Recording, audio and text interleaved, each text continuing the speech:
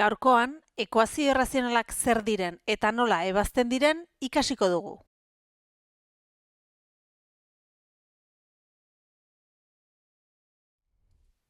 Ekuazio irrazionaletan, aldagaia edo gure ezezaguna, erro barruan egongo da. Adibidez, erro x ber bi gehi zazpi, gehi bi berdin 2x. X berbia erro barruan dagoenez, ekuazio hau, ekuazio irrazional bat izango da.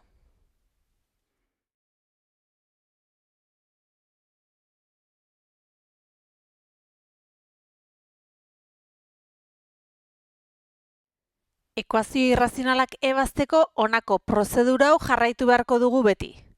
Prozedura nola aplikatzen den ulertzeko zuzenean adibide hauxe garatuko genuke. Erro x berbi gehi zazpi, gehi bi berdin 2x. Lehenik, erroa bakarrik utziko dugu. Berdintzaren ezkerraldean edo eskuinaldean erroa bakarrik utzi beharko dugu. Horretarako, gehi bi hau beste aldera kentzen pasako genuke. Modu honetan, erroa berdintzaren ezkerraldean izango genuke eta gainerako guztia eskuinaldean. Behin erroa bakarrik daukagula, berdintzaren bi aldeetan berbi eragingo dugu. Berdintzaren ezkerraldean daukaguna berbi eta berdintzaren eskuinaldean daukagun guztia berbi. Zer gertatzen da hemen?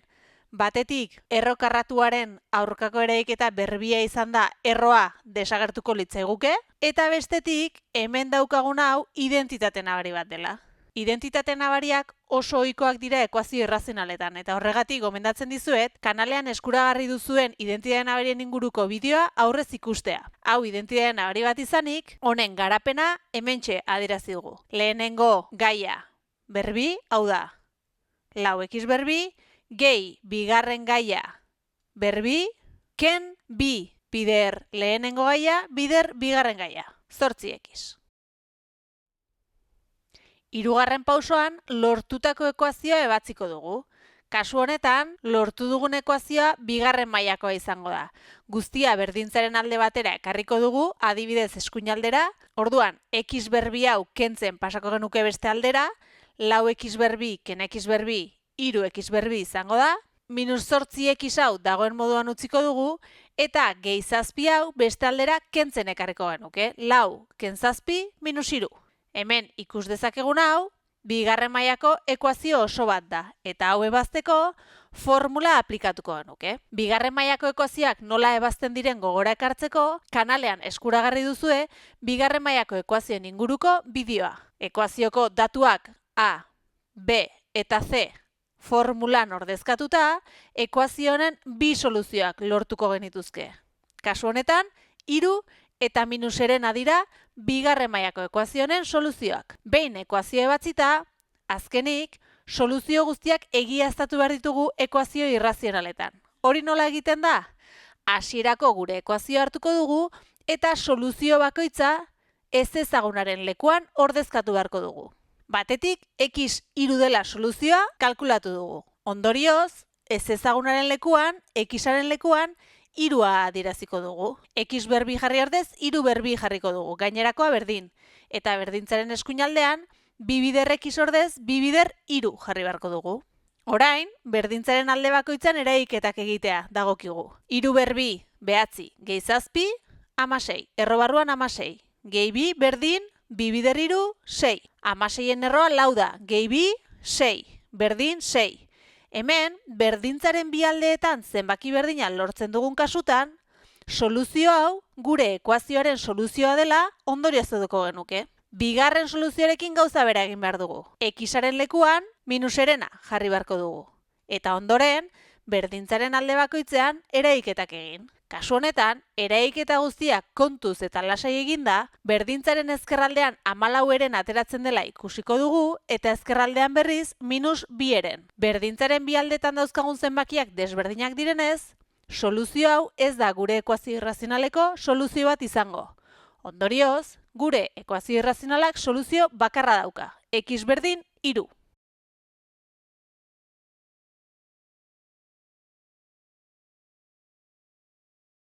Ebazteko prozedurarekin jarraituz, bigarren adibide hau ere garatuko dugu. Hasteko, esan dugunez, erroa bakarrik utzi beharko dugu berdintzaren alde batean, baina gure adibide honetan bi erro dauzkagu.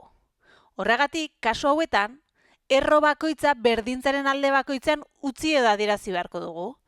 Nik adibidez, erro x gehi lau berdintzaren ezkerraldean uztea erabaki dut, eta bigarren erro hau, erro 6ken x-a berdintzaren beste aldera pasatzea erabaki dut. Hemen negatibo denez, beste aldera positibo izaten pasako litzateke.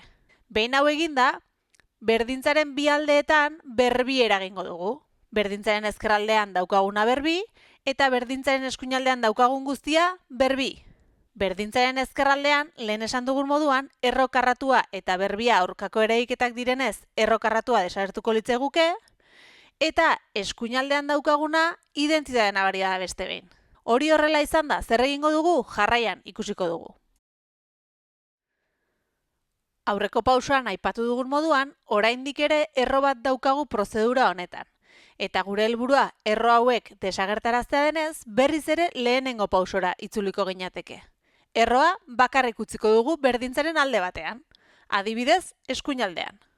Horretarako, 10 positiboa denez bestaldera kentzen pasako dugu, 4 ken 10 minus 6, minus x-a bestaldera gehitzen pasako dugu, x gehi x, 2x, eta azkenik, hemen 4a bidertzen daukagunez, erroaren aurretik bidertzen daukagunez, beste aldera pasatzeko zatitzen pasatu beharko dugu. Modu honetan, ekuazio uzteko aukera badaukagu ere, nik zatiki hau simplifikatu egin dut. Ondoren, eraiketak simpleagoak izan daitezen. Behin erroa bakarrik utzi dugula, berdintzaren bi aldeetan berriz ere, berbi eragingo dugu. Berdintzaren ezkerraldean daukagun guztia berbi, eta berdintzaren eskuinaldean daukagun guztia berbi. Berdintzaren eskuinaldean daukagun erro karratua eta berbia simplifikatuko lirateke eta 6ken x geldituko litzeguke, eta bestetik, gogoratu, zatikian berbia aplikatu nahi dugunean, zenbakitzaile osoari eragingo dio berbi honek, eta izendatzaileari ere eragingo dio berbiak. Hori da hemen adierazita dagona. Izendatzailean daukaguna bi berbi 4 izango da, baina kontuz, zenbakitzailean daukagun hau berriz ere identitatearen nabari bat delako. Identitatearen nabarien garapena aplikatuz, honako hau lortuko genuke. Behin berdintzaren bi aldeetan berbi eragin ondoren lortutako ekuazioa ebatzi beharko dugu jarraian. Horretarako, izendatzailean zatitzen daukagun zenbakia bestaldera bidertzen pasa beharko dugu, 4 bider 6 24 eta 4 bider x 4x, eta berdintzaren ezkerraldean zenbakitzailean daukaguna adieraziko genuke. Guztia berdintzaren ezkerraldera ekarriko dugu zein ekuazio mota den ikusteko, kasu honetan bigarren mailako ekuazio oso bat lortuko genuke, eta horregatik berriz ere formulan datuak ordezkatuta emaitzak lortuko genituzke. Kasu honetan emaitzak 5 eta -3 izango dira. Azkenik, soluzio guztiak, kasu honetan 5 eta -3, hasierako ekuazio irrazionalean egiaztatu beharko ditugu. Hori egiteko 5 hartuko dugu eta 5 ekuazio irrazionaleko x-etan ordezkatuko dugu. 5 gehi 4, 9, honen erroa, 3. Ken, 6, ken 5, bat, honen erroa, bat. Berdin, 2. 3, ken bat, 2. Berdin, 2. Berdintzaren bi aldeetan daukagun zenbakia berdina denez, soluzio hau ekuazio irrazionalaren soluzio bat izango da. Orain berdina egingo dugu bigarren soluzioarekin, -3arekin. X-aren lekuan -3 adierazita, -3 gehi 4, bat, honen erroa, bat. Ken, 6 gehi 3, 9, honen erroa, 3. Berdin, 2. Bat, ken 3, -2, berdin, 2. Berdintzaren bi aldeetan dauzkagun zenbakiak desberdinak direnez, -3a ez da gure ekuazio irrazionaleko soluzio bat izango.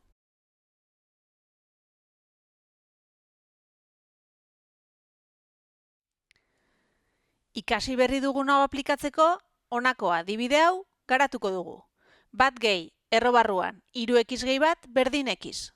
Ikusi dugunez, lehenik erroa bakarrik utziko dugu. Kasu honetan nik erroa berdintzaren ezkerraldean utzi dut. Bat hau hemen positiboa izanik, berdintzaren beste aldean negatibo adieraziko dugu. Behin hau eginda, berdintzaren bi aldeetan berbi eragingo dugu. Berdintzaren ezkerraldean daukagun guztia berbi, eta berdintzaren eskuinaldean daukagun guztia berbi. Ezkerraldean erroa eta berbia simplifikatuko litzaizkiguke, eta eskuinaldean daukaguna identitate nabari bat da. Identitate nabaria garatuz modu honetan geldituko litzaiguke. Lortu berri dugun ekuazio hau ebatzi beharko dugu jarraian.